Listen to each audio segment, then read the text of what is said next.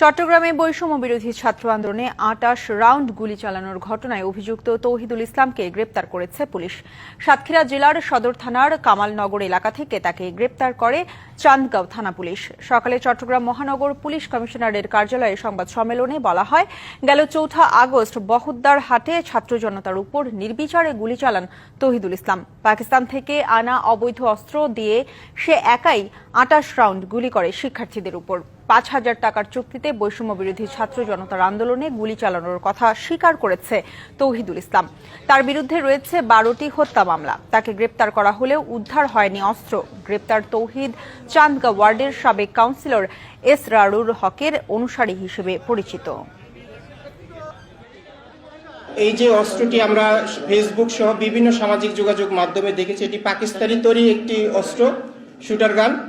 এটি দিয়ে সে গত ৪ আগস্ট ছাত্র জনতার আন্দোলন চলাকালে সে একাই ২৮ রাউন্ড গুলি ফায়ার করেছে বলে সে আমাদের পুলিশের কাছে স্বীকার করেছে। তার বিভিন্ন সহযোগীরা রয়েছে এবং তার কাছে আমরা আরো যেটি জানতে পেরেছি, তার কাছে একাধিক অস্ত্র রয়েছে, যেগুলো উদ্ধার করার জন্য আমরা ইতিমধ্যে কাজ করছি।